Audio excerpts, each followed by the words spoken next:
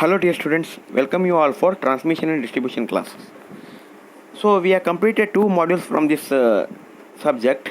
The first one is the basic things and different sacks, everything we have seen, the mechanical design of the overhead transmission line and insulators, anything we have seen. In second module we have seen the underground cables as well as corona. Now we will see the transmission line performances. So we know that a transmission line consists of resistance, inductance and capacitance. So for the instant, the voltage drop in the line depends upon the value of these three line constants. Okay. So similarly, the resistance of the transmission line conductor is most important cause the power loss, and it determines the transmission efficiency. So all these three constants are give a major impact on the regulation, power efficiency, all those things. So how a performance of transmission line is achieved, or how to know what exactly one transmission line gives the output, those things are depending upon the its length, its characteristics and the value of RLC. So let us start with the classification of transmission line, how a transmission lines are classified. So the transmission line has a three constants we know RLC along the whole length of the line.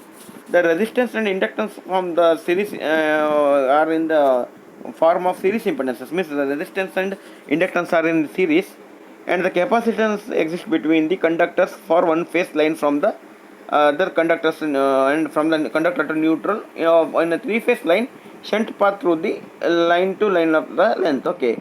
So therefore capacitance effects introduce a complication in the transmission lines. So depending upon the manner the capacitance is taken into account. The overhead transmission lines are classified as three majorly, that is short transmission line, medium transmission line and long transmission line. Coming to the short transmission line, when the length of the overhead transmission line is up to around 50 km and line voltage is comparatively less than the 20 kV, it is usually considered as the short transmission line. Due to the smaller length and lower voltage, the capacitance effects are very small compared to the inductance and resistance. So we can neglect this capacitance in case of the short transmission line. Therefore, while studying the performance of the short transmission line, only resistance and inductance is taken into account and capacitance is neglected. Second one is the medium transmission line. So medium transmission line with the length of overhead line is around between 50 kilometers to 150 kilometers and the line voltages are between 20 to 100 kilowatt is considered as the medium transmission line. So due to sufficient length and the voltage of the line, capacitance effects are taken into account. The purpose of the calculation, the distributed capacitance of the line is divided or lumped in the form of condensers shunted across the line at one or at the one or more points. Means here capacitance effect, total effect of the capacitance is lumped at one point, either at starting point or at mid point or at the end point, or by having a 2 points with half means total effect is taken at some particular point and the total effect of capacitance is lumped at once. The last one is the long transmission line. The long transmission line is concerned with overhead transmission line with more than 150 km and voltage is more than 100 kilowatt is considered as the long transmission line. For the treatment of the such line, the line constants are considered uniformly distributed over the whole length of the line. So rigorous methods are here used to solve the problems or to get the performance. We are using the rigorous methods. Okay. So we will see some important terms here. So while going for the performance, we should know what are the different terms. Voltage regulation. When transmission line is carrying a current, there is a voltage drop in the line due to the resistance and inductance in the line. Okay. The results that receiving end voltage VR and the sending end voltage VS is having some different value because of these drops and all, the sending end voltage is more and the receiving end voltage is less because of there is a in between drop. This voltage drop is nothing but Vs minus VR, that is sending end voltage minus receiving end voltage. In the line, what is expressed with this changes in percentage of VR is called the voltage regulation, or the difference in voltage at the receiving end of transmission line between conditions of no load and full load is called voltage regulation and expressed in percentage of the receiving end voltage. This is what the definition of the voltage regulation. Once again I will tell you the difference in voltage at the receiving end of a transmission line between conditions of no load and full load is called voltage regulation and is expressed as a percentage of receiving end voltage. Mathematically it is given by Vs minus Vr by Vr into 100. So this is what the percentage voltage regulation. Next is transmission efficiency.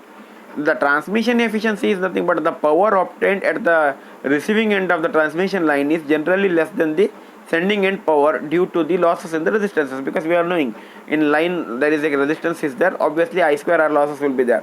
So the transmission efficiency is given by the ratio of receiving end power to the sending end power of a transmission line is known as the transmission efficiency. It is given by receiving end power by sending end power multiplied by 100, or VR IR cos phi r, which is sending end receiving end voltage, receiving end current and receiving end power factor divided by VS IS cos phi s, sending end voltage, receiving end sending end current into sending end power factor. Okay, so we will see the performance of a single phase short transmission line.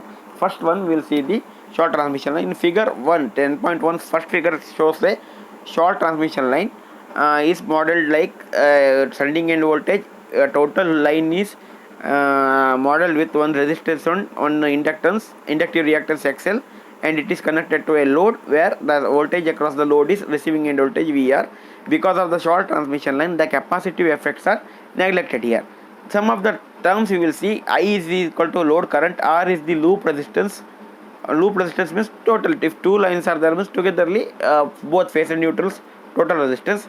XL is the loop reactance, total reactance of the line.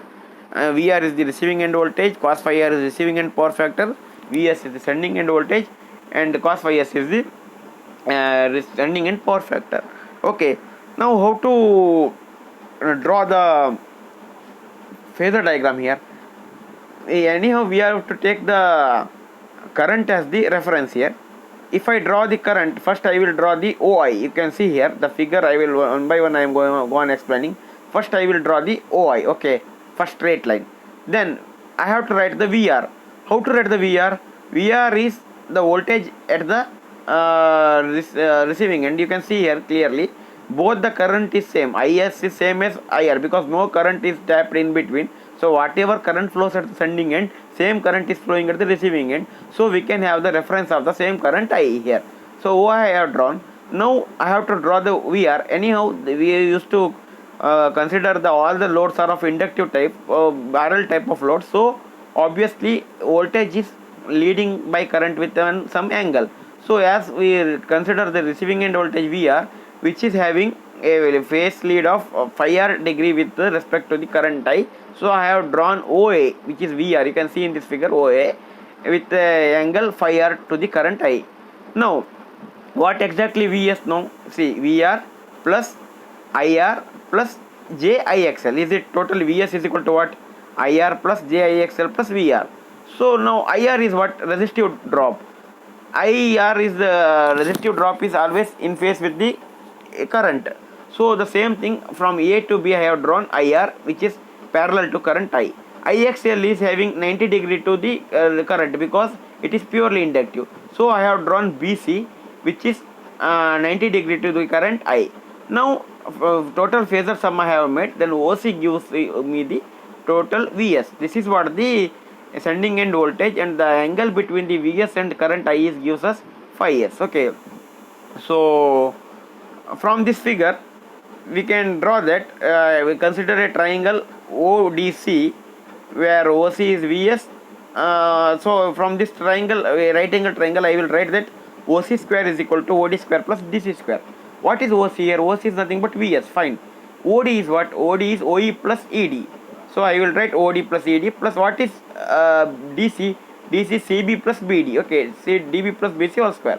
Now what is OE? OE is nothing but VR cos phi r. Because of the I am resolving VR into two terms, V cos phi and V sin phi. So OE is VR cos phi r, and the remaining ED same as AB, which is nothing but IR. Coming to the next one, and DB. DB is what? DB same as A is nothing but VR cos sin phi plus BC is nothing but IXL. So if I substitute all these values, and to get the value of Vs, I have take the square root. I am getting Vs is equal to square root of Vr cos phi r plus Ir whole square plus Vr sin phi r plus Ixl whole square. So percentage regulation is given by, once we know the Vs minus Vr by Vr into 100. Sending in power factor is the cos phi s is given by OD by OC, and the power delivered is nothing but Vr Ir cos phi r. Line losses are I square r, and power sent out is nothing but power delivered plus losses, and the efficiency is power delivered by power sent out. Okay, so these two are the phasor diagram. The first one is taken the reference of current, and the second figure is also same, but here reference is taken as Vr. You can see there Vr is taken reference, so current I is lagging. First figure I is taken, that's why Vr is leading. The same thing, both figures are same. If which one you want, you can refer for your easiness. Okay, usually better to go with the current I as the reference, because current I is same for both Vs and Vr in case of short transmission line. Okay, the solution in complex notation we will see in the next class. You go through once this one. Anyhow, I am sending you the notes of this one. Okay, if you find any difficulties, you can ask me. Thank you.